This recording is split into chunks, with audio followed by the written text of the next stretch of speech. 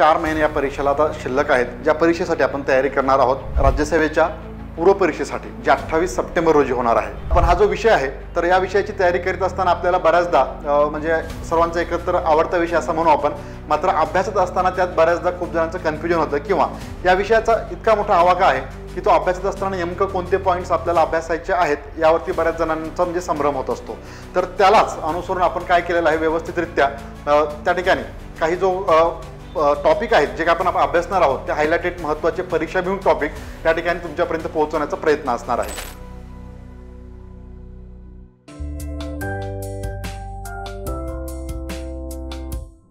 The officer your personal मेंटरच्या आपल्या आजच्या live सेशनमध्ये सर्वांचं स्वागत आहे.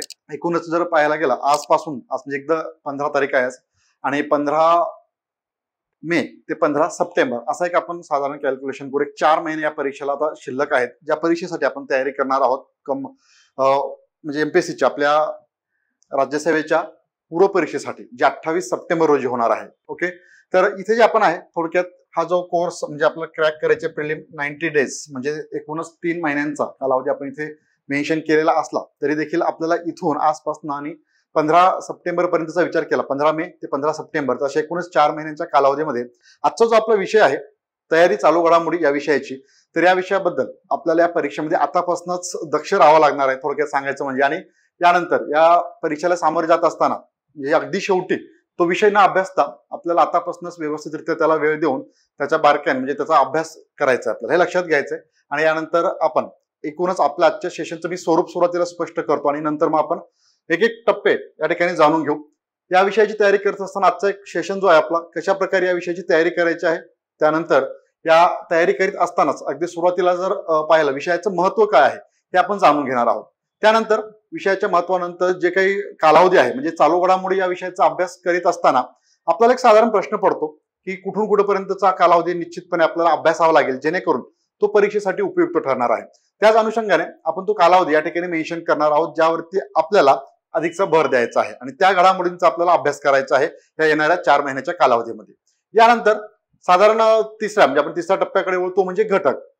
आयोगाने जर आपल्याला म्हणजे तुम्ही जर अभ्यासक्रम पाहिला किंवा त्या ठिकाणी मेन्शन केलेला आहे फक्त चालू घडामोडी या विषयाबद्दल, आंतरराष्ट्रीय घडामोडी, राष्ट्रीय घडामोडी आणि राज्यांच्या घडामोडी एवढंच तिथे मेन्शन केलेलं आहे. त्यामध्ये मात्र आपण आणखीन थोडंसं सविस्तर असं डिवायडेशन केलेलं आहे आणि तिथे एक टप्पे पाडलेले आहेत, आपण काही घटक आखून दिलेले आहेत 10 एक आपल्या म्हणजे ढोबळमानानं, आणि त्या 10 घटकांचा आपल्याला या चालू घडामोडी या विषयाची तयारी करत असताना आपल्याला अभ्यास करायचा आहे. त्यानंतर आपण त्या घटकाकडे वळणार आहोतच. आणि यानंतर आजच्या सेशनचं एक स्वरूप सांगतो मी, नंतर आपण लगेच स्टार्ट करू. त्यानंतर एकूणच एक उदाहरण दाखल म्हणजे टॉपिक जो आपल्याला अभ्यासायचे आहेत, काही महत्वाचे टॉपिक ज्यावरती परीक्षेला प्रश्न निश्चितपणे हे विचारले जातात, असे काही टॉपिक आपण जे आपण पुढे अभ्यासणार आहोत. तर त्यामध्ये आजच्या लेक्चरमध्ये एक उदाहरणादाखल एक टॉपिक देखील घेतलेला आहे आपण आंतरराष्ट्रीय घडामोडीचा, तो देखील व्यवस्थित कव्हर करणार आहोत जेणेकरून आपल्याला तो कशा पद्धतीने अभ्यासायचा आहे आणि पुढे चालून त्यावरती कसे प्रश्न विचारले जाऊ शकतात हे देखील आपण पाहणार आहोत. मी थोडक्यात तुम्हाला त्यावरती एक वर्करनी क्वेश्चन देखील विचारणार आहे, त्यामुळे तुम्हाला व्यवस्थितरित्या तो टॉपिक अभ्यासायचा आहे. माझ्या आपण जे काही नोट्स इथे दिलेले आहेत तर ते अभ्यास त्यानंतर मी तुम्हाला विचारेल, त्याचा आन्सर तुम्हाला द्यायचा आहे. ओके, त्यामुळे व्यवस्थित सेशन अटेंड करा. यानंतर महत्वाचा भाग म्हणजे संदर्भ साहित्याचा.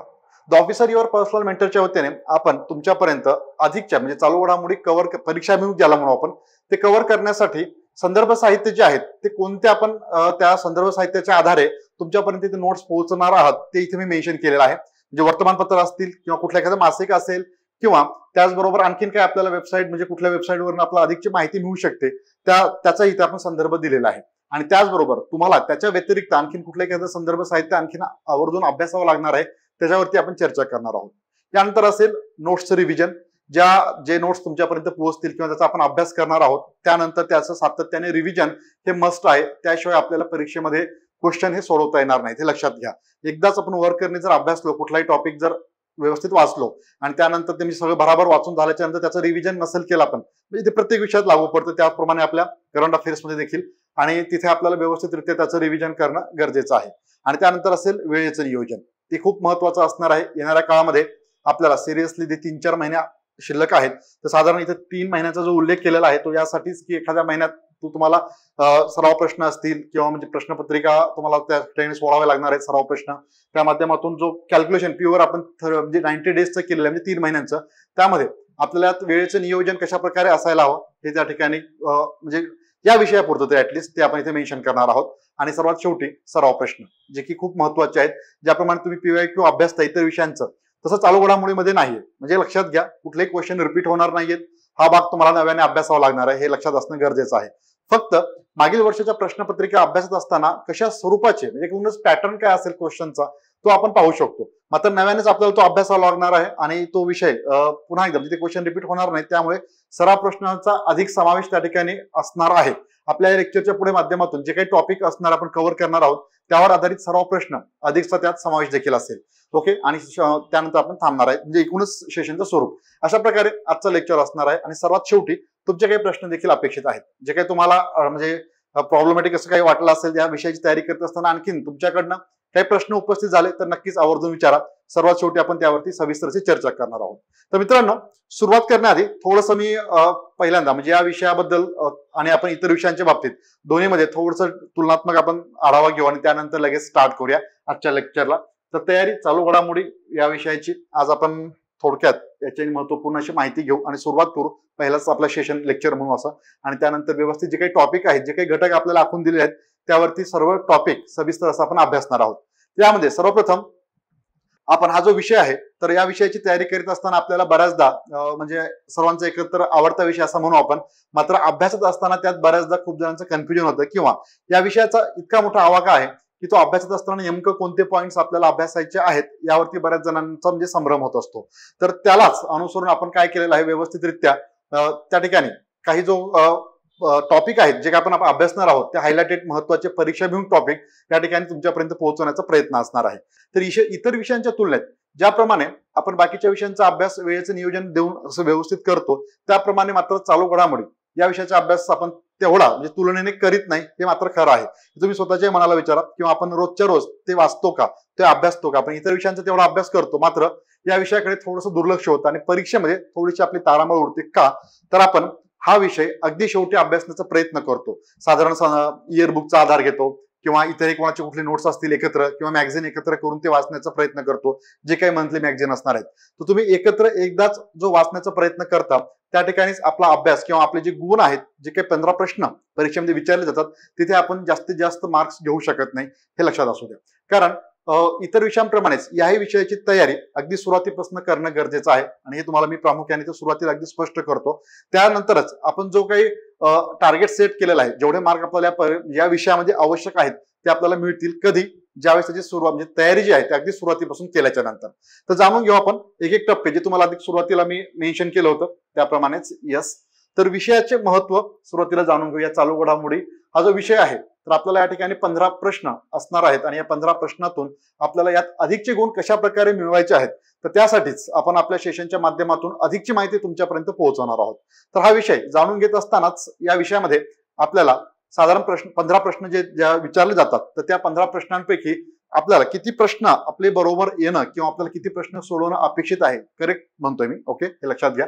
तर करेक्ट किती क्वेश्चन आपल्याला यायला पाहिजेत जेणेकरून अधिकचे गुण मिळवून आपल्याला त्या मेरिट लिस्ट मध्ये म्हणा किंवा जिथे काही मेरिट लागतं तर तिथे या विषयात जास्तीत जास्त गुण कशा प्रकारे घ्यायचे त्याचं थोडंसं डिवायडेशन मी इथे करेल आणि त्यानंतर आपण पुढे जाणार आहोत. तर एकूणच जर पाहायला गेलं या विषयाबद्दलची थोडीशी तयारी करीत असताना बऱ्याचदा काही प्रश्न आपण जे टॉपिक अभ्यासणार आहोत किंवा जे काही टॉपिक आपण अभ्यासू त्याच्याही व्यतिरिक्त काही वेळेला काठीण्य पातळी असं म्हणू थोडंसं टफ लेवलचे प्रश्न त्या ठिकाणी विचारले गेले तर आपल्यात कन्फ्युजन होत म्हणजे थोडंसं संभ्रम निर्माण होतो. भले हा पेपर सोडत असताना आपल्याकडे साधारण 2 तासाचा वेळ असतो. जर विचार करायला गेला म्हणजे खूप वेळ असतो प्रश्नपत्रिका सोडत असताना, साधारण 1.25 तास ते 1.5 तासातच हा पेपर संपतो देखील. ओके, तुमच्यापैकी काही जणांनी आधी जरी हा पेपर दिलेला असेल तर लक्षात येऊन जातो. तर वेळ भरपूर असतो इथे, वेळेचं तुम्हाला कुठल्याही प्रकारचं बंधन नाहीये. तुम्ही सावकाशपणे व्यवस्थित विधान रीड करून अधिकचे प्रश्न हे विधानात्मक स्वरूपात असणार हे मात्र निश्चित हे आहेच आहे. मात्र आपल्याला त्याबरोबर या प्रश्नांची उकल करण्याकरिता व्यवस्थितरित्या तो समजून घेऊन त्या ठिकाणी त्या प्रश्नांची उत्तर देत असताना सावकाश सावधपणे ते आपल्याला सोडवायचं आहे.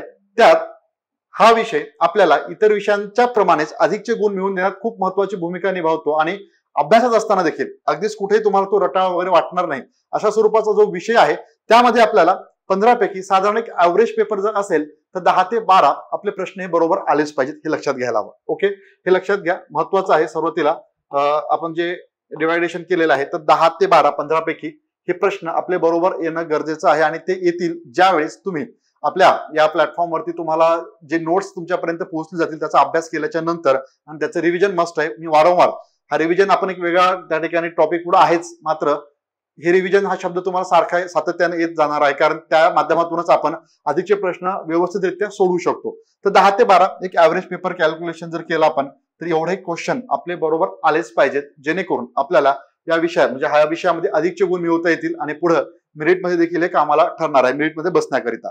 तर 10 ते 12 ओके, हे प्रश्न झाले. एखाद्या वेळेस पेपर थोडासा टफ असेल, ओके, हार्ड जर पेपर आला समजा, तर इथे आपल्याला मी थोडस कमी गुण हे करतो. 7 प्रश्न आपले बरोबर आलेच पाहिजेत. ओके, 7 पर्यंत येतातच, हे लक्षात घ्या. कसाही पेपर विचारला गेला तरी, आणि ऍव्हरेजचं मी 10 ते 12 कॅल्क्युलेशन केलं. अगदीच 15 पर्यंत गेलेलो नाहीये. अगदी सिंपल असेल तर 12 प्लस म्हणू आपण, 12-13 आपले क्वेश्चन आलेच पाहिजेत. 15 पैकी 15 हे म्हणणं थोडंसं अतिशयोक्ती ठरेल. मात्र ज्यावेळेस पेपर जर मागचा जो पेपर पाहिला 1 डिसेंबर रोजी राज्यसेवेचा जो पेपर झाला होता, एक सांगायचं झाल्यास आपले जे काही नोट्स होते आधीचे, त्या नोट्सच्या माध्यमातून 15 पैकी 14 प्रश्न, तब्बल 14 प्रश्न हे आपल्या नोट्स मधून आलेले होते. हे एक म्हणजे आवर्जून इथे उल्लेख करावा लागेल. आणि त्याच धर्तीवरती तसाच पेपर असेल तर नक्कीच तुम्हाला 12 प्लस 13 14 कधी कधी 15ही प्रश्न त्या ठिकाणी सोडवले जाऊ शकतात. फक्त एकूणच प्रश्नांचं स्वरूप जे आहे सातत्याने ते बदलत असतं.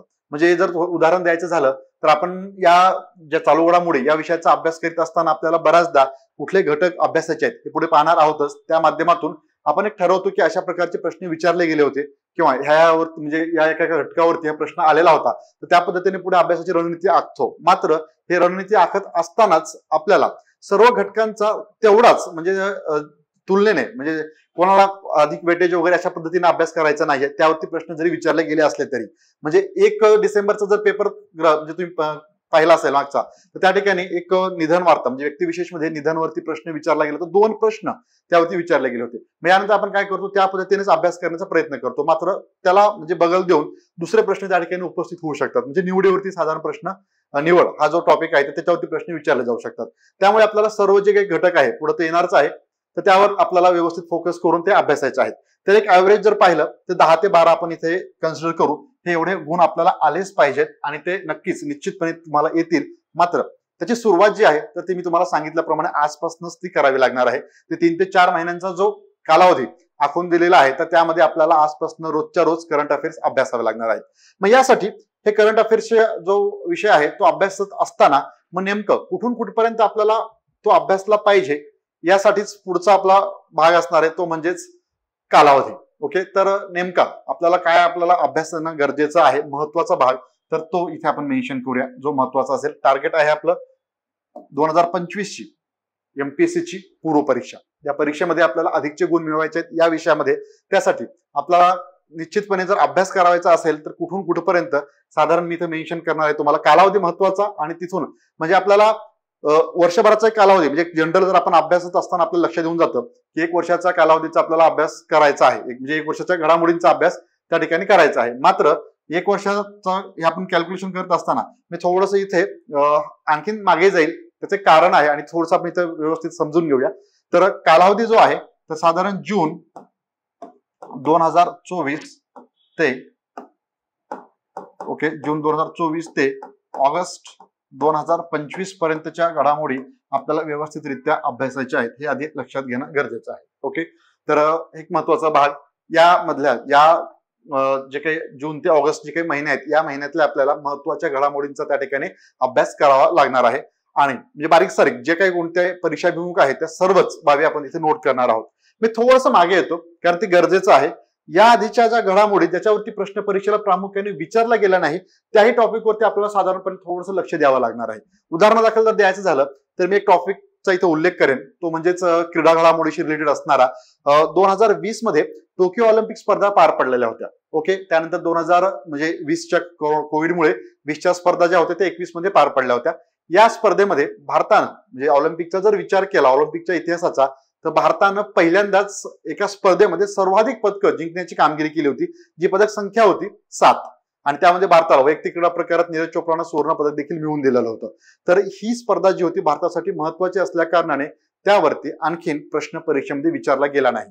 तर अगदीच मग सर तुम्ही म्हणाल सर 2021चा अभ्यास करायचा का, तर त्या घडामोडीचं मी फक्त थोडंसं उदाहरण दिलेलं आहे. असे काही हायलाइटेड मेन टॉपिक आहेत जे आपल्याला जुन्या अभ्यासावर लागणार आहेत, ते आपण हा घटक म्हणजे या भागातील म्हणजे संपूर्ण जो घटक कव्हर करणार आहोत तिथे ते टॉपिक तुम्हाला मेन्शन केले जातील की हे तुम्हाला अभ्यासणं गरजेचं आहे. ओके, तो एक भाग. दुसरा, साधारण थोडंसं मागे येतो मी, जूनच्याही आधी थोडंसं, तर जानेवारी 2024 हे लक्षात घ्यायचं, हे देखील महत्वाचं असेलच.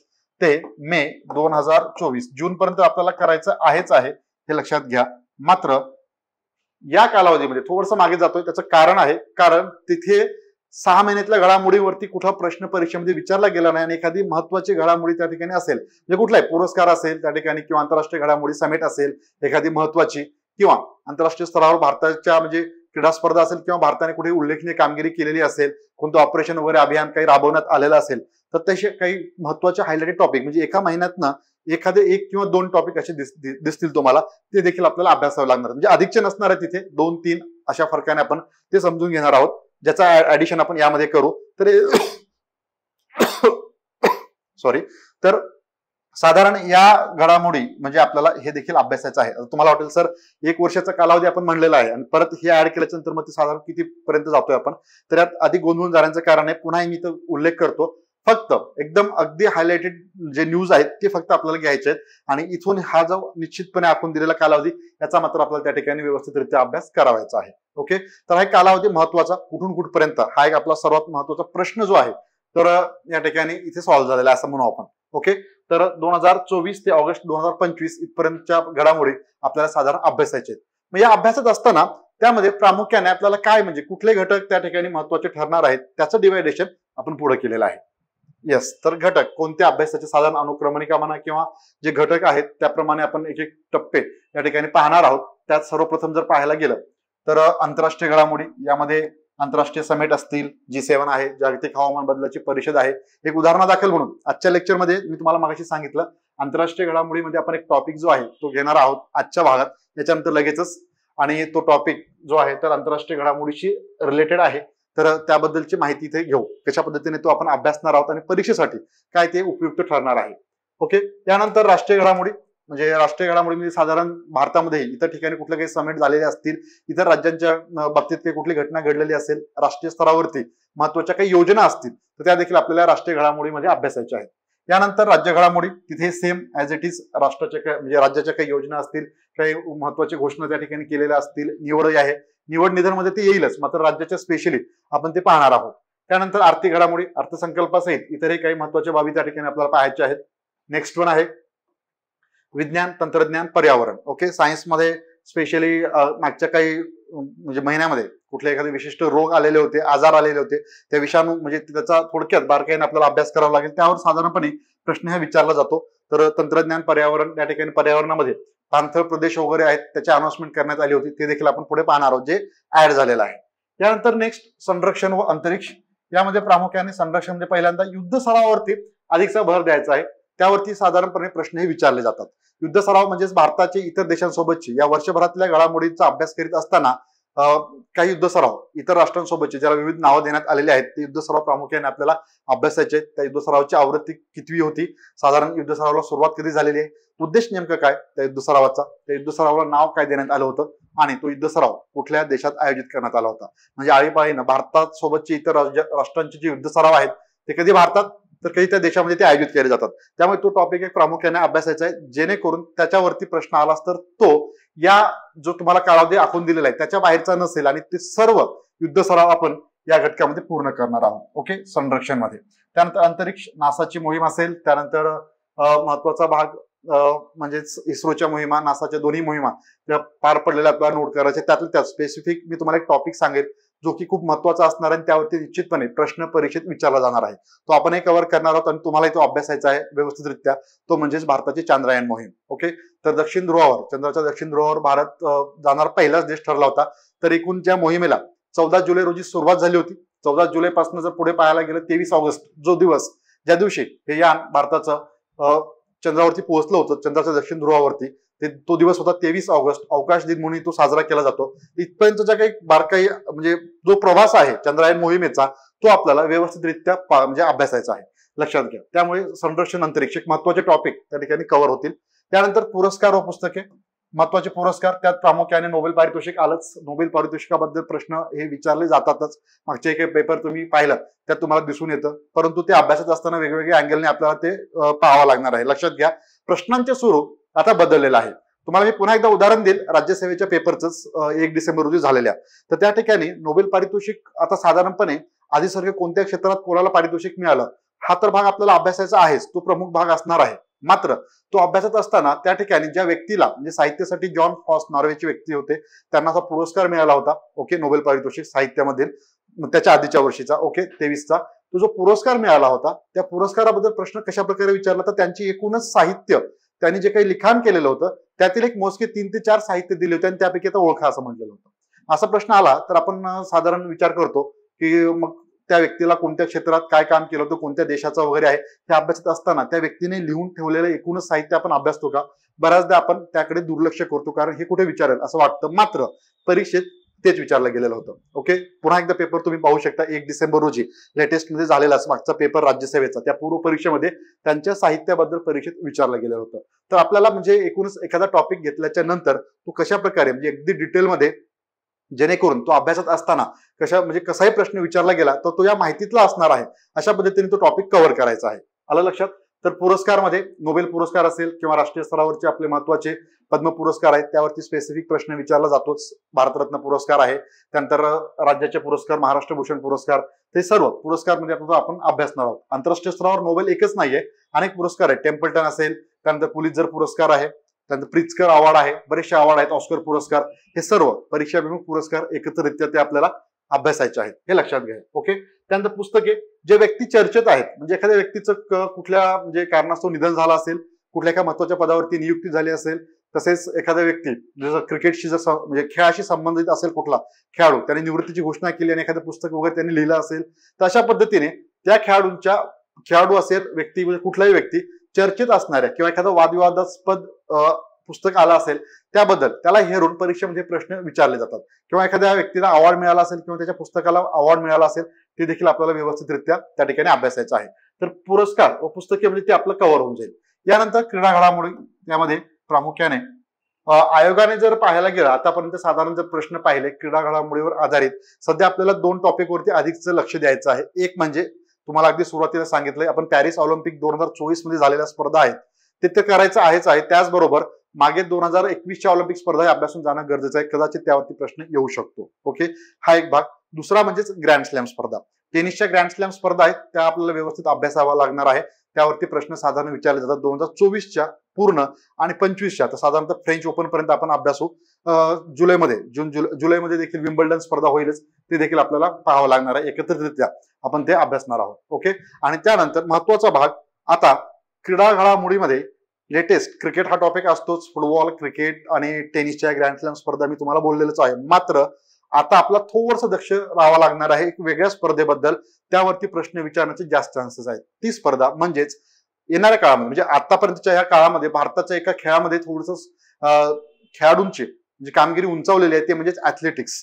बाकी म्हणजे कुठल्याही खेळाच्या तुलनेमध्ये ऍथलेटिक्समध्ये भारतीय खेळाडूंनी दीप्यमान कामगिरी केली आणि अनेक क्रीडा प्रकार असतील म्हणजे तिरंदाज असेल, बॉक्सिंग असेल, वेगवेगळ्या स्पर्धांमध्ये या भारतानं उजवी कामगिरी केली आणि आंतरराष्ट्रीय स्तरावर आपला दबदबा निर्माण केलेला आहे.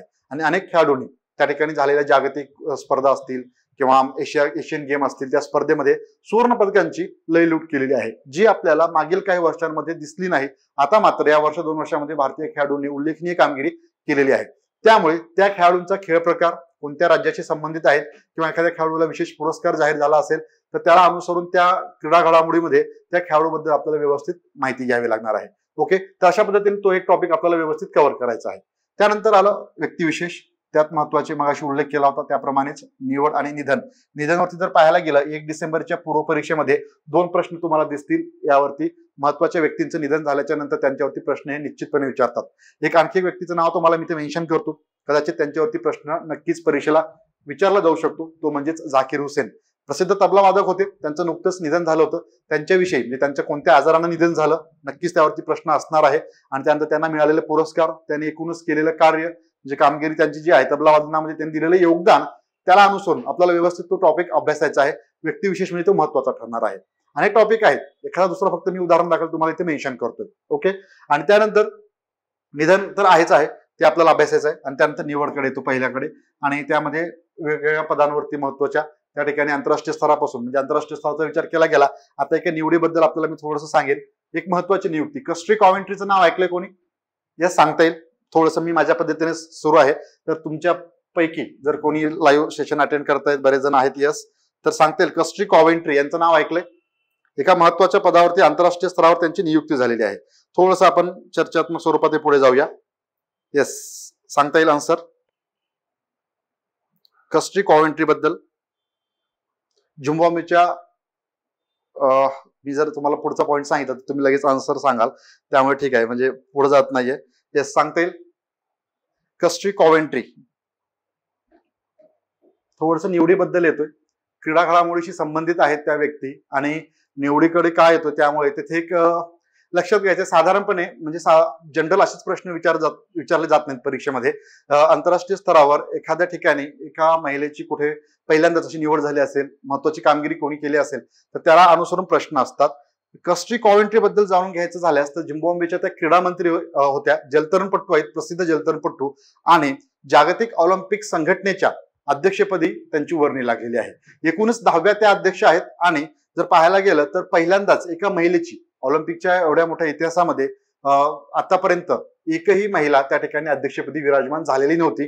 पहिल्यांदाच कस्ट्री कॉव्हेंट्रीच्या रूपानं त्या ठिकाणी त्यांची निवड झालेली आहे. प्रसिद्ध जलतरणपटू आहेत, 2 वेळा ऑलिम्पिक स्पर्धेत त्यांनी सुवर्ण पदकांची लयलूट देखील केलेली होती. तशा पद्धतीने त्यांचा आपल्याला अभ्यास करायचा आहे. 2033 पर्यंत ते या पदावरती विराजमान राहणार आहेत. एक उदाहरण दाखल म्हणून त्यांचं तुम्हाला इथं मी मेन्शन केलेलं आहे.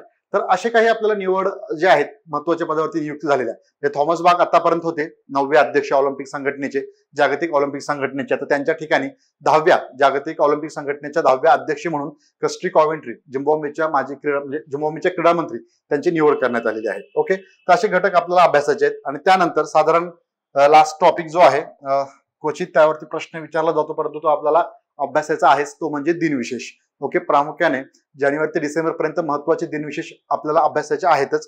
त्यातल्या त्यात कुठला आंतरराष्ट्रीय म्हणजे युनोकडून, कुठला जर संयुक्त राष्ट्र संघटनेकडून एखादा सप्ताह, एखादा माह जाहीर केला असेल, एखाद्या कुठल्या दिनविशेष पैकीच काही 75 वर्ष पूर्ण झाले असतील, 50 वर्ष पूर्ण, 100 वर्ष पूर्ण, आणि त्यानंतर काही महत्वाची अनाउन्समेंट करण्यात आलेली असेल, त्याला अनुसरून सप्ताह असेल, माह असेल, दिवस असेल, त्याबद्दल थोडक्यात आढावा आपल्याला घ्यायचा आहे. ओके. तर अशा प्रकारे थोडक्यात आपण डिवायडेशन केलेलं आहे. आंतरराष्ट्रीय, राष्ट्रीय, महाराष्ट्र, आर्थिक, विज्ञान, तंत्रज्ञान, पर्यावरण, संरक्षण, अंतरिक्ष, त्यानंतर पुरस्कार, पुस्तके, क्रीडा घडामोडी, व्यक्तिविशेष, निवड, निधन आणि दिनविशेष. अशा पद्धतीने आपल्याला एक एक टॉपिक व्यवस्थितरित्या अभ्यासायचा आहे. जो कालावधी तुम्हाला मी मगाशी मेन्शन केला होता, पुन्हा एकदा रिपीट करतो, जून 2024 ते ऑगस्ट 2025 पर्यंत आपल्याला हे सर्व कव्हर करायचे आहेत, आणि ते आपण व्यवस्थितरित्या कव्हर करणार देखील आहोत. ओके. तर अशा पद्धतीने यानंतर ज्यावरती मी तुम्हाला मगाशी सांगितलं होतं की प्रश्न विचारणार आहे, तो टॉपिक मी तिथे घेतोय, आणि त्यानंतर एखादा साधा सोपा प्रश्न विचारेल, वन लाईनर, थोडंसं बारकाईने लक्ष देऊन हा टॉपिक तुम्हाला पाहायचा आहे. ओके. उदाहरणादाखल असेल. आणि त्यानंतर आपण वळणार आहोत नेमकं म्हणजे संदर्भ साहित्य काय आपल्याला अभ्यासायचं आहे, किंवा आपण एक कुठल्या संदर्भ साहित्याचा अभ्यास करून तुमच्यापर्यंत नोट्स देणार आहोत, तो एक भाग. त्यानंतर नोट्सचे रिव्हिजन आणि वेळेचे नियोजन, आणि मग सराव प्रश्न. ओके. अशा टप्प्याने आपण पुढे जाऊ. तर त्याआधी एक टॉपिक घेतलेला आहे महत्वाचा, व्यवस्थित लक्ष देऊन हे टॉपिक हे करा. त्यानंतर एक प्रश्न माझा असेल तुमच्यासाठी, सोपाच प्रश्न विचारेल मी, विधानात्मक नसेल, वन लाईनर असेल, हे देखील मी ते सांगतोय. त्यानंतर पहा, म्हणजे उत्तर देण्याचा प्रयत्न करा. तर एकूणच आजचा टॉपिक घेतलेला आहे आंतरराष्ट्रीय घडामोडीवरती मी उदाहरणादाखल म्हणून आजच्या सेशनचा आपला, तो म्हणजेच G7 राष्ट्रांची परिषद 2024 ची महत्वाची एक समिट पार पडलेली होती. आणि साधारणपणे आयोगाची जर प्रश्नपत्रिका ही पाहिल्या तुम्ही, तुमच्या लक्षात येऊन जाईल. तर आपल्याला या समिट विषयी व्यवस्थितरित्या अभ्यास करावायचा आहे. तर G7 गटाची एकूणच 50वी जी परिषद आहे यावर्षी म्हणजे 2024 ची जी परिषद आहे, तर 50वी परिषद इटलीमधील अपुलिया या ठिकाणी ती आयोजित करण्यात आली होती. जॉर्जिया मेलोनी या परिषदेचं अध्यक्षपद भूषवलेलं होतं. इटलीचे ते पंतप्रधान आहेत. ज्या देशात ही परिषद संपन्न होती त्या देशाचे प्रमुख जे असतील तर ते या परिषदेचं अध्यक्षपद भूषवतात. तर ग्रुप ऑफ 7 बद्दल थोडक्यात माहिती घेणार आहोत आपण या ठिकाणी.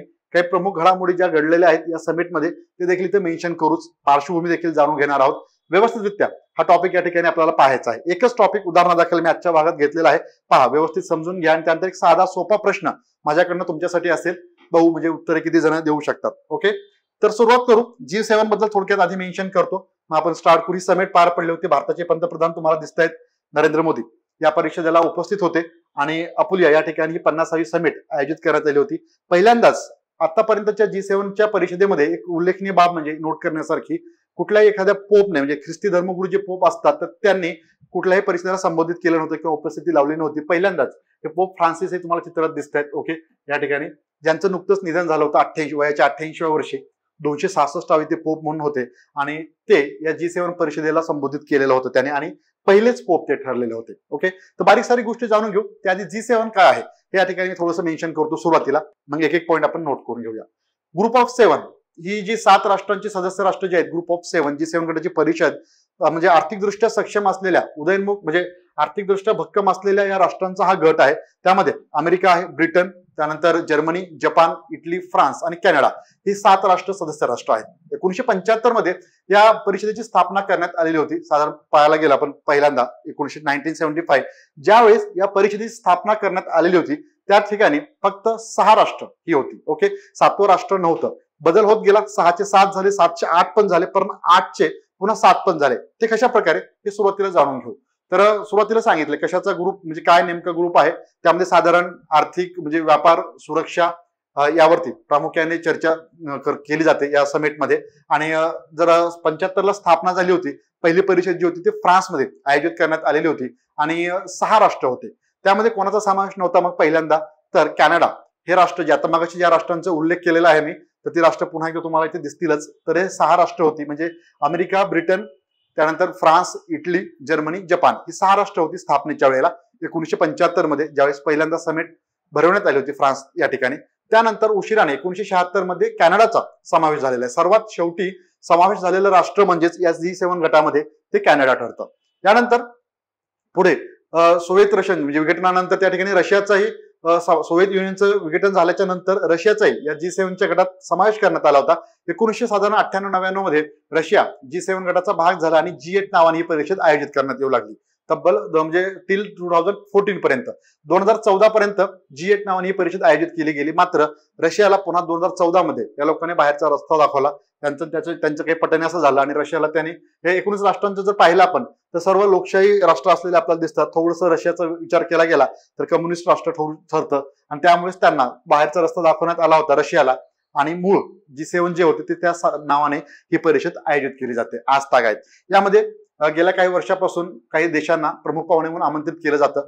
साधारण भारत जवळपास 11 समिटमध्ये भारताने प्रमुख पाहुणे म्हणून देखील उपस्थिती लावलेली आहे. कोणकोणत्या वर्षी कोणत्या ठिकाणी समिट झालेली आहेत त्या देखील आपण या ठिकाणी बारकाईने पाहणार आहोत. ओके, तर एक साधारण G7 गट याबद्दलची थोडक्यात माहिती आणखी पुढे ऍड करूया आपण. ओके, अपुलिया कोणत्या ठिकाणी परिषद संपन्न झाली पुन्हा एकदा इथे मेन्शन केलेला आहे पॉईंट. 50वी परिषद. ओके, परिषद विधानात्मक प्रश्नांमध्ये हे महत्वाचं ठरतं.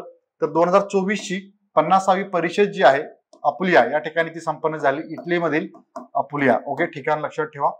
24ची परिषद महत्वाची साधारण जून महिन्यामध्ये जूनच्या मध्यात 15 तारखेच्या दरम्यान ही परिषद आयोजित करण्यात आलेली होती. आणि एक महत्वाचा टॉपिक आपण ते कव्हर करतो लक्षात घ्या. पुन्हा एकदा तो तुम्हाला होईलच कोर्समध्ये आपण ज्यावेळेस पूर्ण व्यवस्थितरित्या ते टॉपिक अभ्यासू. मात्र इथे एक उदाहरणादाखल आपण तो कम्प्लीट करतोय. अध्यक्ष होत्या जॉर्जिया मेलोनी, इटलीच्याच पंतप्रधान आहेत त्या. ज्या देशाचे प्रमुख जे कोणी असतात तर ते या G7 गटाचे समिटला ते हजेरी म्हणजे अध्यक्ष म्हणून त्या ठिकाणी काम पाहतात. ओके, तर जॉर्जिया मेलोनी या इटलीच्या पंतप्रधान या G7 समिटच्या यावेळेच्या 2024च्या अध्यक्ष होत्या. हे फिरस्ती परिषद पार पडत असते म्हणजे या प्रत्येक वेळेस वेगवेगळ्या देशांमध्ये समिट आयोजित केली जाते. जे काही 7 राष्ट्र आहेत म्हणजे पुढील परिषद जी आहे तर कॅनडामध्ये 51वी परिषद आयोजित केली जाणार आहे म्हणजे 2025ची. ओके, त्यानंतर आपण ही परिषद ज्यावेळेस संपन्न होईल तेव्हाही त्या परिषदेबद्दल व्यवस्थित माहिती घेऊच. काही प्रमुख बाबी आपण या परिषदेनिमित्त मेन्शन केलेल्या आहेत. पहा दिसत आहेत का व्यवस्थित. फक्त माहिती घ्या म्हणजे नोट करून घेण्याची आवश्यकता नाही. आताच आपण पुन्हा व्यवस्थित टॉपिक पाहू. मात्र इथं एक उदाहरणादाखल मेन्शन करतोय की आपण कशा पद्धतीने टॉपिक प्रत्येक कव्हर करणार आहोत जेणेकरून त्या टॉपिक वरती जर प्रश्न परिषद विचारला गेला या माहितीच्या बाहेरचा तो नसावा. ओके, यस, तुमच्या लक्षात आला असेल. सो व्यवस्थित लक्ष देऊन टॉपिक अभ्यासायचा आहे आपल्याला. परत मी तुम्हाला एक साधा सोपा प्रश्न 1 लाइनर विचारणार आहे, त्याचं उत्तर देण्यासाठी रेडी राहायचं आहे. Okay, yes. तर G7 मध्ये Canada, France, Germany, Italy, Japan, Britain आणि अमेरिका मागाशी उल्लेख केला होता ते या 7 राष्ट्रांचा समावेश होतो. तसेच या वर्षीच्या परिषदेमध्ये इटलीनं अध्यक्षपद भूषवलेलं होतं आणि त्याने काही आफ्रिकन कंट्रीजला आमंत्रित देखील केलं होतं. त्यापैकी काही प्रमुख कंट्रीज होते ज्यांना प्रमुख पाहुणे म्हणून आमंत्रित केलं, त्यांचे अध्यक्ष तिथे मेन्शन केलेत. तर युक्रेनचे राष्ट्राध्यक्ष झेलेन्स्की होते, त्यानंतर ब्राझीलचे अध्यक्ष लुईस इनासियो लुला दा सिल्वा, त्यानंतर भारताचे पंतप्रधान नरेंद्र मोदी, त्यानंतर तुर्की नाव आहे, आता तुर्की नाही लक्षात घ्या, आता त्याचं नाव पूर्ण असं झालेलं आहे. ओके, तुर्कीचे अध्यक्ष रेसेप तय्यप एर्दोगन यांचा त्या ठिकाणी समावेश होता. भारताचा आतापर्यंत एकूण किती G7 गटामध्ये भारताने म्हणजे समावेश होता, तर एकूण G7च्या शिखर परिषदेत 11 संमेलनात भारताने सहभाग घेतलेला आहे आजवर. ते आपण स्पेसिफिकली मेन्शन केलेलं आहे. 2003 पासून भारत प्रमुख पाहुणे म्हणून त्या ठिकाणी समिटला हजेरी लावतं. त्यात कोणत्या वर्षी, तर पहिल्यांदा पाहायला गेलं 2003 मध्ये फ्रान्स, त्यानंतर 2005 मध्ये ब्रिटन, 2006 मध्ये रशियामध्ये समिट झाली होती, त्यानंतर 2007 मध्ये जर्मनी, 2008 मध्ये जपान, 2009 मध्ये इटली, 19 मध्ये फ्रान्स, 21 मध्ये ब्रिटन, 22 मध्ये जर्मनी, 23 मध्ये जपान या ठिकाणी झालेल्या समिटमध्ये, आणि आता इटली 2024 मध्ये पार पडले. या परिषदामध्ये भारताने आतापर्यंत सहभाग घेतला होता. त्या ठिकाणी भारताला प्रमुख पाहुणे म्हणून आमंत्रित करण्यात आलेलं होतं. यानंतर परिषदेतील ठळक मुद्दे, त्यापैकी 2 महत्वाचे मुद्दे ते अधोरेखित केले. रशिया आणि युक्रेन युद्धाच्या पार्श्वभूमीवर, म्हणजे मागे आपल्याला माहिती आहे मागील काळामध्ये रशिया आणि युक्रेन संघर्ष अगदी म्हणजे बराच काळ हे युद्ध सुरू होतं, आणि त्यानंतर भारत या परिषदेमध्ये देखील G7 गटाच्या जूनमध्ये झालेल्या परिषदेमध्ये समिटमध्ये या युद्धाच्या पार्श्वभूमीवरती एक महत्वाचा त्या ठिकाणी अनाउन्समेंट करण्यात आली होती. तर गोठवलेल्या रशियन संपत्तीचा अनुषंगिक वापर करून युक्रेनला 50 अब्ज डॉलर कर्ज देण्याच्या अमेरिकेच्या प्रस्तावावर त्या परिषदेमध्ये सहमती दर्शवण्यात आलेली होती. प्रामुख्याने एक महत्वाचा निर्णय त्या ठिकाणी या युद्धाच्या पार्श्वभूमीवरती घेण्यात आला होता. तसेच सुरुवातीला जे पोप फ्रान्सिस बद्दल मी उल्लेख करीत होतो तो पॉईंट या ठिकाणी मेन्शन केला, तो म्हणजे पोप फ्रान्सिस हे G7 ग्रुप ऑफ 7 या परिषदेला संबोधित करणारे पहिलेच पोप होते. ओके, त्यांचं नुकतंच वयाच्या 88व्या वर्षी निधन झालेलं आहे. यानंतर G7 काय आहे सविस्तर जाणून घेऊया. थोडक्यात माहिती घेतल्याच्या नंतर यावर्षी या परिषदेबद्दल 7 देशांचे प्रमुख दरवर्षी 2 दिवसीय परिषदेला उपस्थित राहतात. 7 देशांचा हा गट, या गटामध्ये यापूर्वी 8 देश होते, मग अशी उल्लेख केला होता G8 अशी ओळख होती. 2014 मध्ये रशिया बाहेर गेलं, 98 मध्ये त्याचा समावेश करण्यात आला होता, आणि 2014 मध्ये रशियाला बाहेरचा रस्ता दाखवण्यात आला होता. तर एकूण पुन्हा एकदा प्रामुख्याने बोल्ड लेटरमध्ये तो देखील मेन्शन केलेला आहे. तर सदस्य राष्ट्र एकूणच 7 असलेले Britain, Germany, Canada, Japan, France, okay, Italy आणि अमेरिका. तर थोडंसं कॅनडाकडे लक्ष द्यायचं आपल्याला. कॅनडा सर्वात उशिराने समावेश झालेलं राष्ट्र आहे. ओके, G7 गटात सर्वात उशिराने समावेश झालेलं राष्ट्र कोणतं, किंवा G7 गटात म्हणजे विधानात्मक प्रश्न असतील हे, G7 गटात सुरुवातीला स्थापनेच्या वेळेस किती राष्ट्रांचा सहभाग होता, तर लक्षात घ्यायचं आपल्याला 6 होते. त्यानंतर 7वं राष्ट्र म्हणूनच कॅनडाचा त्या ठिकाणी समावेश झालेला आहे. यस, यानंतर नेक्स्ट वन, पुढचा पॉईंट जाणून घेऊ. या परिषदेबद्दल माहिती घेत असताना 4 दशकांपूर्वी स्थापन करण्यात आलेल्या या गटाचा मुख्य उद्देश विविध मुद्द्यांवरती विचारमंथन करणे होता. जागतिक अर्थव्यवस्था हे महत्वाचं, सुरक्षा, ऊर्जा या क्षेत्रात विचारांची देवाणघेवाण या परिषदेत होते. म्हणजे प्रामुख्याने मुख्य उद्देश काय या परिषदेचा, तर अर्थव्यवस्था, सुरक्षा, ऊर्जा यावरती ही समिट आयोजित केली जाते. कॅनडाने स्थापनेच्या वर्षानंतर या गटाचं सदस्यत्व स्वीकारलेलं आहे, म्हणजे 1976 ला. पुन्हा एकदा पॉईंट आला तो महत्वाचा, जो कॅनडाचा उशिराने या गटात समावेश करण्यात आलेला होता. यानंतर सोव्हिएत युनियनच्या विघटनानंतर म्हणजे 98 मध्ये ओके रशियाचा देखील समावेश झाला, आणि तो 14 मध्ये तो सदस्यत्व रद्द करण्यात आलं. अनौपचारिक गट असलेल्या G7 चे निर्णय कोणत्याही देशांवर बंधनकारक नसतात. सदस्य नसतानाही युरोपियन युनियनचे अध्यक्ष या गटामध्ये प्रतिनिधित्व करतात. ओके, यस, जगातील एकूणच कोणत्या म्हणजे राष्ट्रांचा त्या ठिकाणी जेवढे म्हणजे ज्यांचा समावेश आहे त्यातून प्रतिनिधित्व करणारे जे राष्ट्र आहेत, ते जगातील निव्वळ संपत्तीच्या एकूण 60%, जागतिक सकल देशांतर्गत उत्पादनाच्या 46% आणि जगाच्या लोकसंख्येच्या एकूण 10% हिस्सा या G7 गटाचा आहे. ओके, ही एक महत्वाची माहिती. यानंतर मागील काही समिट महत्वाच्या या परीक्षेला एखाद्या वेळेस काय होतं, जोड्या स्वरूपामध्ये विचारलं जाऊ शकतं. म्हणजे आपण माहिती घेतोय कुठल्या परिषदेची, 2024च्या या G7 गटाच्या परिषदेबद्दल माहिती घेत असताना, जाणून घेत असताना, जी इटलीमधील अपुलिया या ठिकाणी आयोजित करण्यात आलेली होती. तर त्यामध्ये एखाद्या वेळेस एका बाजूला तुम्हाला म्हणजे 47, 48वी परिषद, 49वी परिषद, 50वी परिषद असं असेल, आणि पुढे या देशांची नावे असेल कोणकोणत्या देशामध्ये ती समिट आयोजित करण्यात आलेली होती. ओके, अशा पद्धतीने प्रश्न क्रिएट होऊ शकतो. मग आपण अभ्यास केलेला असतो 2024च्या परिषदेचा, मात्र आधीचं जर माहिती नसेल आपल्याला, त्या ठिकाणी पुन्हा एकदा आपली निराशा होऊन जाते आणि प्रश्नाचं उत्तर चुकू शकतं. त्यामुळे तो भाग देखील या ठिकाणी कव्हर करण्याचा प्रयत्न केलेला आहे. तर एकूणच जर पाहायला गेलं 49वी G7 राष्ट्रांची परिषद जपानमध्ये आयोजित करण्यात आलेली होती 2023 मध्ये. ओके, पहिली म्हणजे याच्या आधीची परिषद 50वी आपण पाहिलंच. त्यानंतर 48वी परिषद जर्मनीमध्ये आयोजित करण्यात आलेली होती 2022 मध्ये. ओके, तर 47 पर्यंत आपण घेतलेला आहे. 47वी ब्रिटनमध्ये आयोजित करण्यात आलेली होती ही परिषद 2021 मध्ये. आणि आताची परिषद आपल्याला माहिती आहे, पुन्हा एकदा इथे मेन्शन करतो, 50वी परिषद इटलीमध्ये. आता आला म्हणजे जोड्या लावायच्या स्वरूपात देखील प्रश्न विचारला गेला किंवा विधानात्मक स्वरूपामध्ये जर या वर्षीची परिषद सोडून 2024 ची सोडून 23 बद्दल विचारलं गेलं, ती परिषद मात्र डिटेलमध्ये ते आपल्याला अभ्यासायची नाही, हे लक्षात घ्या. इथे फक्त कोणत्या वर्षी कोणत्या ठिकाणी परिषद झाली ते देखील आपण पाहिलं, ते पुरेसं ठरतं आधीच्या परिषदेबद्दल. मात्र 24च्या परिषदेबद्दल आणखीन काही पॉईंट्स आपण ऍड देखील करणार आहोत. मेन कोर्स ज्यावेळेस आपण घेऊ त्यामध्ये आणखीनही काही G7 गटाबद्दल आणखीन माहिती ऍड करू. तर थोडंसं आधीच समजून घ्यायचं आपल्याला, परिषदा कोणत्या ठिकाणी त्या पार पाडल्या होत्या. इयर्स आहेत मी इथे मेन्शन केलेलं आहे, कोणत्या वर्षी कोणती परिषद आयोजित करण्यात आली होती. काही वेळेला 2022 ची परिषद असं विचारलं जातं, काही वेळेला 48वी 49वी परिषद असे मेन्शन केलं गेलं तर आपल्याला पर्टिक्युलरली ते माहिती असणं गरजेचं आहे. आणि ते कधी लक्षात राहतं तर मगाशी उल्लेख केलेला पॉईंट तो म्हणजे रिव्हिजनचा पॉईंट खूप महत्वाचा असणार आहे आपल्या अभ्यासामध्ये. हे तुम्हाला सातत्याने अभ्यासाला लागणार आहे. तरच 47वी समिट कोणत्या ठिकाणी आयोजित करण्यात आली होती, 48वी कोणत्या ठिकाणी, 49वी कुठे आणि 50वी कुठे हे आपल्याला माहिती होईल. त्यानंतर आगामी 51वी G7 गटाची जी परिषद आहे तर ती 2025 मध्ये कॅनडा या देशामध्ये ती भरविण्यात येणार आहे. ओके, आयोजित करण्यात येणार. म्हणजे या वर्षीची परिषद जी आहे त्यावेळेस आपण सविस्तर तिथे माहिती घेत असताना या मागच्या परिषदेचा उल्लेख देखील त्या ठिकाणी करणार आहोतच. तरी आपल्याला व्यवस्थित नोट करायचं आहे, जे की महत्वाचा भाग असेल G7 परिषदेच्या पार्श्वभूमीचा विचार केल्यानंतर.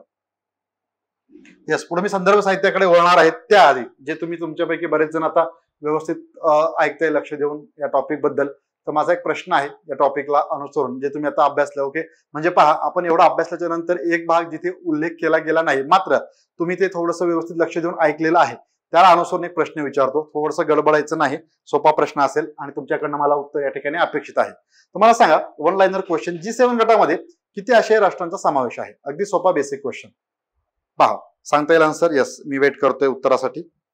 जे ऑनलाईन आहे ते सांगण्याचा प्रयत्न करायचा. जे मी तुम्हाला आधी सांगितलं, जो टॉपिक अभ्यासणार आहोत त्यावर मी एक प्रश्न विचारेल.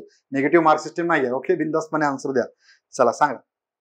1 2 3 4 पर्याय असतील. ठीक आहे, सांगा आता.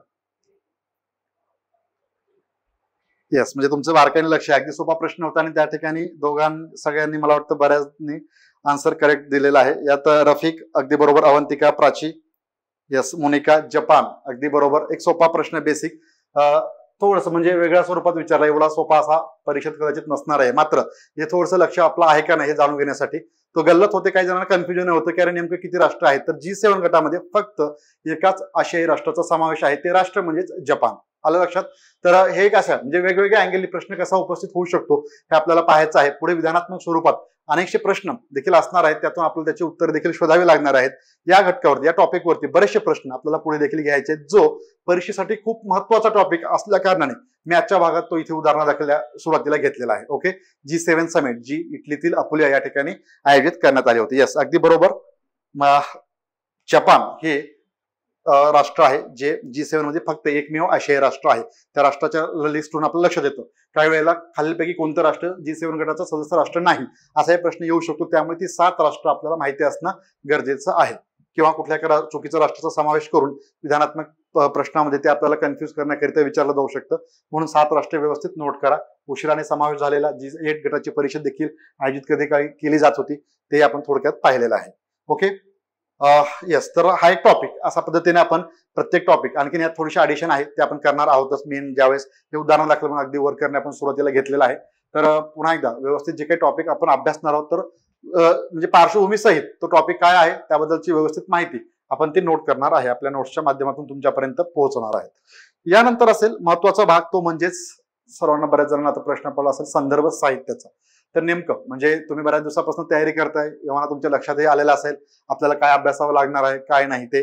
मात्र यात बऱ्याच जणांना आणखीनही थोडंसं संभ्रम होतं, गोंधळाची परिस्थिती निर्माण होते की काय आपल्याला नेमकं अभ्यासावं लागणार आहे, ज्याने आपल्याला करंट अफेअर्स मध्ये अधिकचे गुण मिळवून देतात. तर इथे मी 2 प्रकारे जाईल, एक तुमच्या वेळेने आणि एक माझ्या पद्धतीने. म्हणजे आपल्याला काय अभ्यासायचं आहे, तुम्हाला सरळ सरळ नोट्स घेऊन वाचायचे असतील क्लासच्या माध्यमातून तर इथे एक बेसिक आपण सुरुवातीला मेन्शन करणार आहोत. संदर्भ साहित्याचा अभ्यास करीत असताना इथे 2 न्यूजपेपरचे तुम्हाला दिसत आहेत टायटल. ओके, द हिंदू एकदम बेस्ट आहे, जे आपण तुम्हाला जर इंग्रजी भाषेत अगदीच कन्फ्युजन नसेल काही इंग्रजी भाषेचं, तर तुम्ही द हिंदू हे एक वर्तमानपत्र अभ्यासू शकता.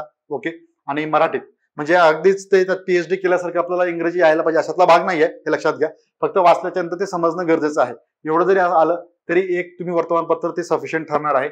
आणि दुसरं, मराठीतून तुम्ही अभ्यासू शकता लोकसत्ता. दोन्हीपैकी एक अभ्यास तरी चालेल, 2-2 पेपर वाचण्याच्या भानगडीत जायचं नाही, हे लक्षात घ्या. नाही तर आपण काय होतं, चला हिंदी वाचल्या तर मराठी वाचू, त्याच्यात काय वेगळं दिलं आहे की काय, असं नाही. त्या बऱ्याचशा गोष्टी एका वर्तमानपत्रातून कव्हर होतात. त्या कव्हर होण्याकरिता ही 2 वर्तमानपत्र बेस्ट आहेत. म्हणजे आजच्या घडीला आपण जर म्हणू तर या वर्तमानपत्रातून आपण नोट्स काढायचे आहेत आपल्याला. आता हा मागचा भाग तर होऊन गेला. इथून पुढच्या जर तयारी करणार असेल तर मी तुम्हाला इथे मेन्शन केलेलं आहे. याआधी द ऑफिसर युअर पर्सनल मेंटरच्या वतीने आपण आपल्या पद्धतीने म्हणजे तुमच्यापर्यंत नोट्स पोहोचवण्याकरिता या वर्तमानपत्राचा या व्यतिरिक्त म्हणजे माझ्याकडे जे नोट्स असणार आहेत तर ते इतर हे 3 ते 4 आणखी मराठी वर्तमानपत्र आहेत, 2 इंग्रजी आणि त्यानंतर एक आहे प्रेस इन्फॉर्मेशन ब्युरो, जे मी पुढे तुम्हाला मेन्शन करेलच. थोडंसं मागे परत येईल. तर पीआयबी हे साधारण आपल्याला सर्वांना माहिती आहे. तर पीआयबी वरती जे काही नोट्स असणार आहेत तर ते आपल्याला अभ्यासावे लागेल. त्यावरती प्रश्न त्याला अनुसरून बरेचसे प्रश्न परीक्षेत विचारले जातात. उदाहरणार्थ घ्यायचं झालं तर अनेकसे युद्ध सराव, जे मी मगाशी संरक्षण आणि अंतरिक्ष टॉपिक मेन्शन करत होतो, त्यामध्ये तिथे सांगत असतानाच युद्ध सरावाचा उल्लेख केलेला होता.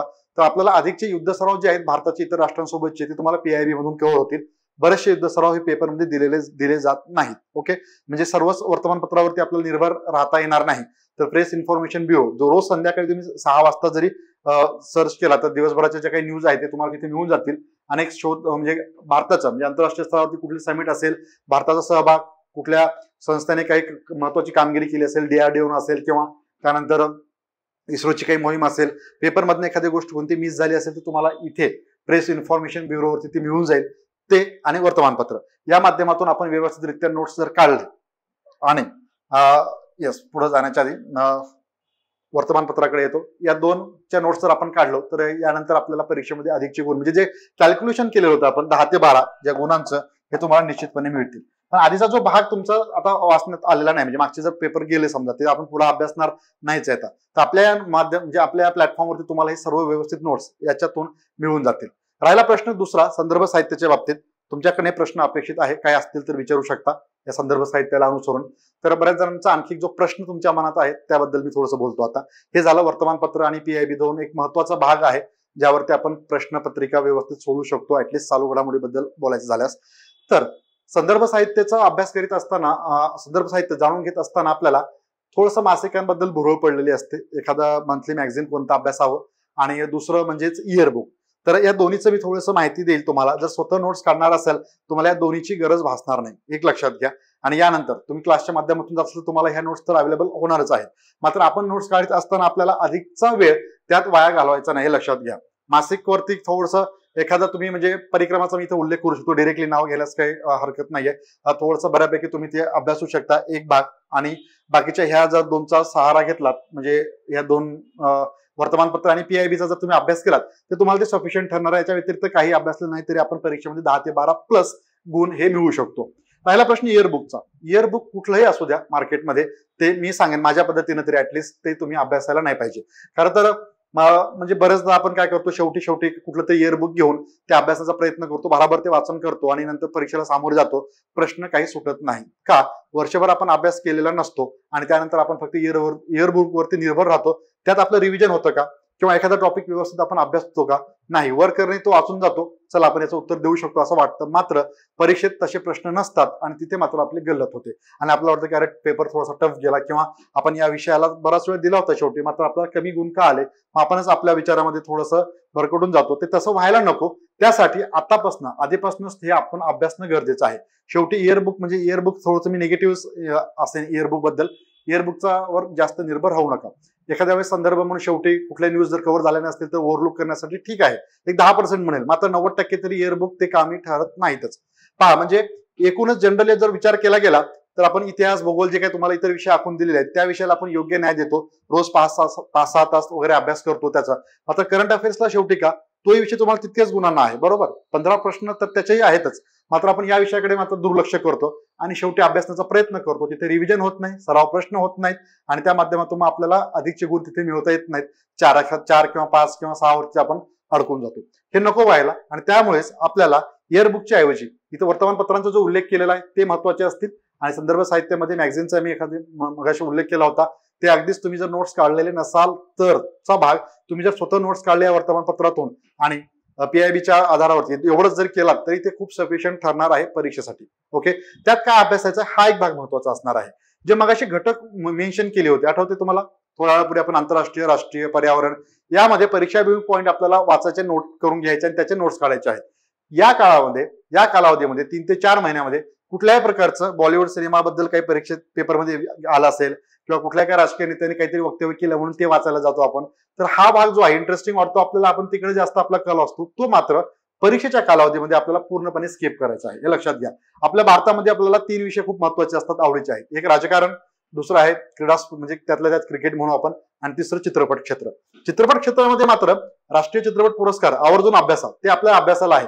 मात्र कोणत्या हिरोचा कुठला चित्रपट येतोय हे अजिबात नाही. बऱ्याचदा पेपरला अशा बातम्या येतात आणि आपण ते वाचण्यामध्ये अधिकचा वेळ वाया घालवतो आणि तो आपल्यासाठी नुकसानकारक ठरतो. हे लक्षात घ्यायचं आहे आपल्याला आणि ह्या स्किप करायच्या गोष्टी. ओके, तिथे कोणी काही म्हटलं, कोणाचं काही म्हणणं असेल, बरेचसे लेख मोठे आले तरी ते अभ्यासायचे नाहीत. जे महत्वाचे आहेत, कुठल्या एखादा आंतरराष्ट्रीय, राष्ट्रीय किंवा राज्यस्तरावरती महत्वाचा पुरस्कार असेल, महत्वाच्या पदावरती एखाद्या व्यक्तीची निवड झालेली असेल, अशा बातम्या आपल्याला कव्हर करायच्या आहेत, जेणेकरून आपला वेळ वाचला पाहिजे आणि त्यावरती जास्त लक्ष केंद्रित करून आपल्याला परीक्षेमध्ये अधिकची गुण मिळवता येतील. Yes, okay. या संदर्भ साहित्याबद्दल काही प्रश्न असेल तर थांब म्हणजे विचारू शकता, आपण पुढे जाऊच.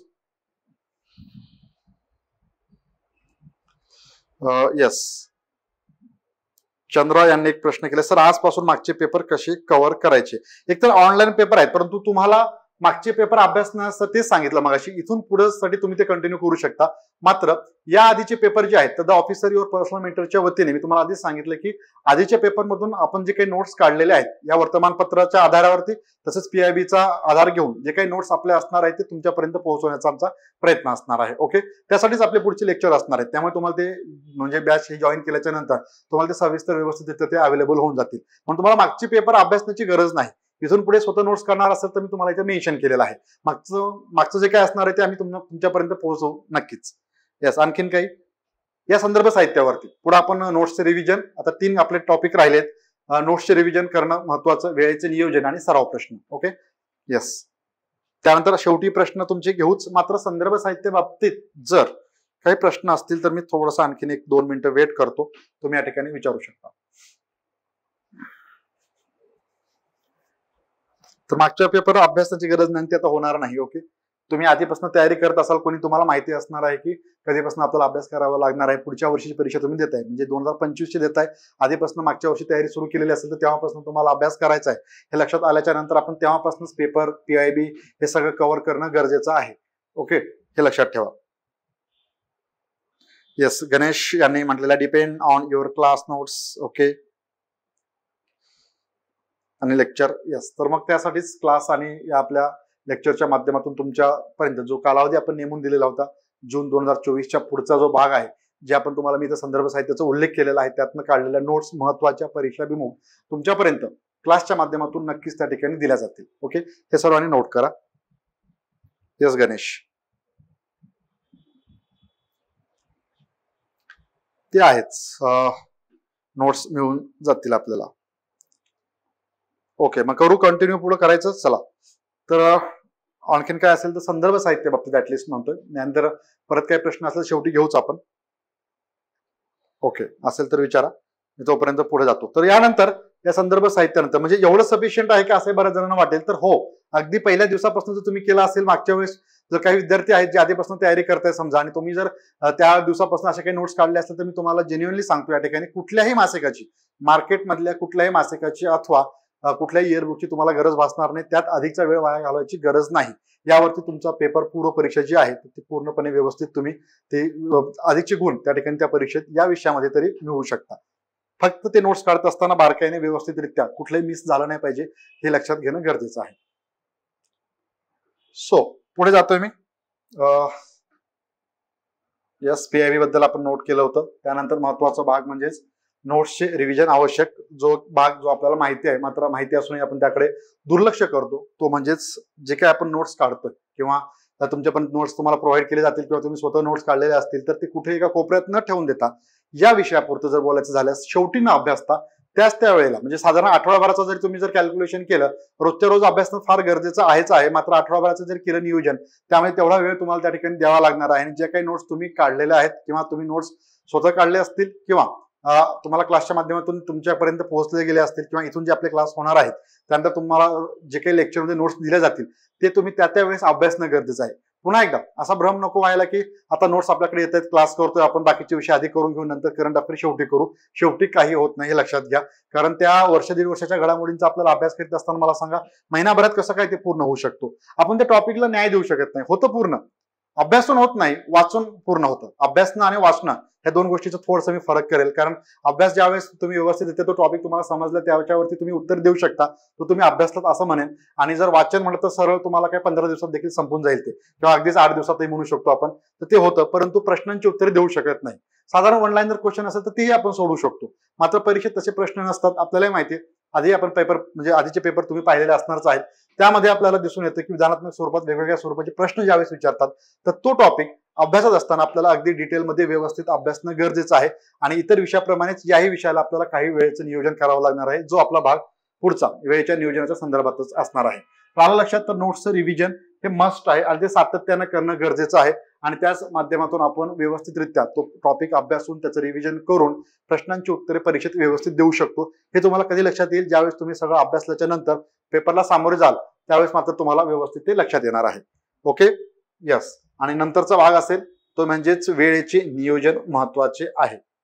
यस, तर तुम्ही साधारण 8-10 तासाचं नियोजन असतं एकूणच, म्हणजे ओव्हरऑल मी विषयाबद्दल बोलतोय, किंवा 10 ते 12 तास असं काहीतरी नियोजन केलेलं असणार आहे अभ्यासाचं, जे की ऍव्हरेज म्हणून आपण 10 तास तरी अभ्यास करणं गरजेचं आहे. अगदीच 14, 15, 16 असंही नाही म्हणणार. बाकीच्याही गोष्टी आहेत आपल्याला दैनंदिन जीवनात, त्या देखील व्यवस्थित पार पाडत पुढे जायचं आहे. त्यामुळे अगदीच म्हणजे 16 तास अभ्यास करत बसलोय आणि डोक्यात काही राहतच नाही, फक्त वाचतोय, भाराभार वाचतोय, असं नको व्हायला. तर 10 ते 12 असं म्हणून ऍटलिस्ट, किंवा 10 एक ऍव्हरेज जर कॅल्क्युलेशन केलं तर 10 तासाचं नियोजन जरी केलं आपण तरी ते सफिशियंट ठरतं. ते मात्र प्रॉपर झालं पाहिजे.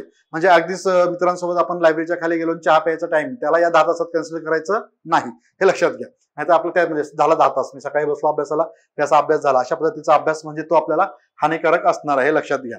ओके, सो वेळेचे नियोजन करीत असताना या विषयापुरतं बोलायचं झाल्यास इथून पुढचा आता मी आता पूर्व परीक्षेचा विचार करून जर बोलायचं झालं तर रोज तुम्हाला इथे 2 तास तरी ऍटलिस्ट देणं अपेक्षित आहे. ओके, 2 तास मी तुम्हाला कॅल्क्युलेशन करेल. तुमचा जो आधीचा जो भाग आहे 6 + 2 + 2 असे कॅल्क्युलेशन करू आपण. ओके, 6 आणि 2 8 आणि 2 10, म्हणजे बाकीच्या विषयांचं तुम्ही कॅल्क्युलेशन करा कशा पद्धतीने करणार आहे. विषयाचं झालं तर त्यात तुम्हाला आणखी 2 तास कमी पडत असतील तर 12 तासाचं एक नियोजन आपण करू शकतो. समजा ते ऍडिशनल झालं, 10 तास सफिशियंट ठरतील.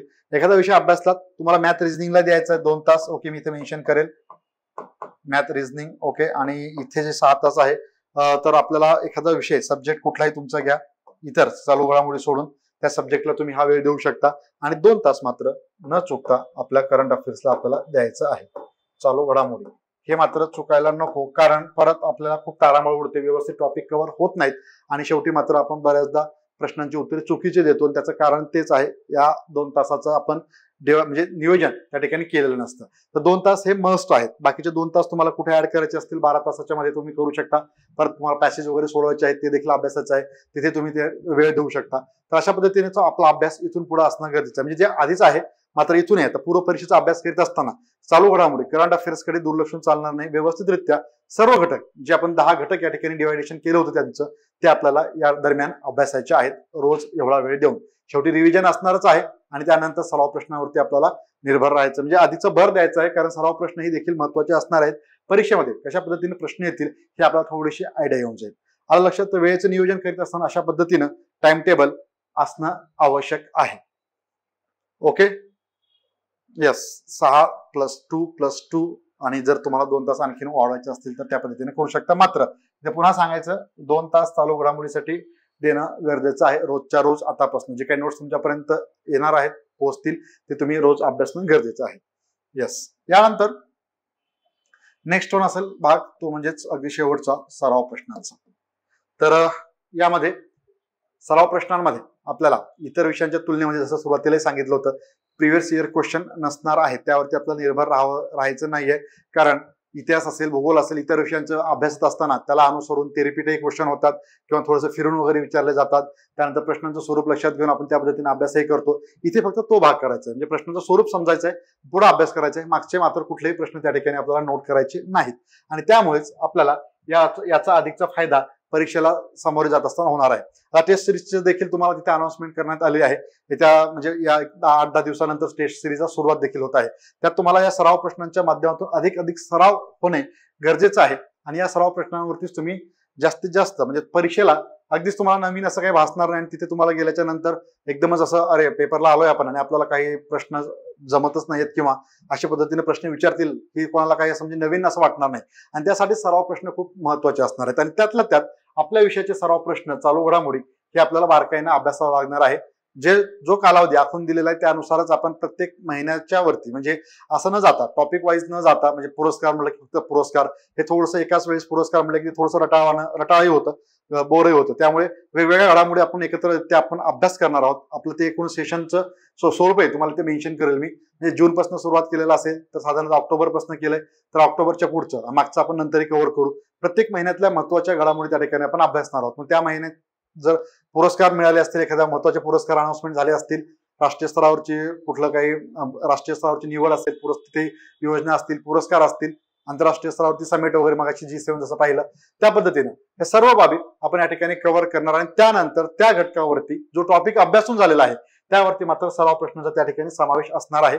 त्यातून तुम्हाला अधिकचे प्रश्न सोडवता येतील आणि तो टॉपिक तुम्हाला व्यवस्थितरित्या समजला का नाही हे लक्षात येईल. आणखीन एक भाग म्हणजेच त्यानंतर तुम्ही तो अभ्यासणार एक वेळेस, सराव प्रश्नाच्या माध्यमातून ते रिव्हिजन होणार आणि पुन्हा एकदा परीक्षेला सामोरं जात असताना एकदा रिव्हिजन होणार. याच्यामध्ये सराव प्रश्नांच्या आधी देखील 2 वेळा रिव्हिजन झालेलं असणारच आहे आपलं आणि ते आपल्याला करावं लागणार आहे अधिकचे गुण मिळवण्याकरिता.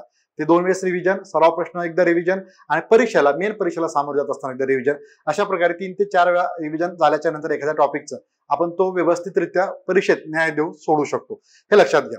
ओके, तर त्यामुळे सर्वांनी व्यवस्थितरित्या म्हणजे हा विषय जो आहे याकडे दुर्लक्ष न करता अगदी शेवटी कुठल्याही एका मासिकावरती, इयरबुक वरती निर्भर न राहता आतापासून तयारी करायची आहे. आजपासून कॅल्क्युलेशन केलं 15 सप्टेंबर पर्यंत तर 4-1 महिन्यांचा कालावधी शिल्लक आहे असं आपण म्हणू शकतो आणि यातून आपल्याला व्यवस्थितरित्या नियोजन करून त्या ठिकाणी या विषयामध्ये अधिकचे गुण मिळवायचे आहेत. ओके, हे लक्षात घ्या. येस, आणखीन काही प्रश्न? येस, तुमच्या प्रश्नांकडे आता येतो मी. काही प्रश्न असतील तर विचारा. या विषयाची तयारी करत असताना काही प्रश्न तुम्हाला पडलेले असतील. संदर्भ साहित्यापासून कोणते घटक अभ्यासाचे आहेत कालावधी पण आपण मेन्शन केलेला आहेच. ओके, त्यानंतर एखादा टॉपिक देखील उदाहरणादाखल घेतलेला होता आणि त्या पद्धतीने आपले पुढचे लेक्चर देखील असणार आहेत. तर याला अनुसरून तुमचे काही प्रश्न असतील तर नक्कीच त्या ठिकाणी विचारण्याचा प्रयत्न करा.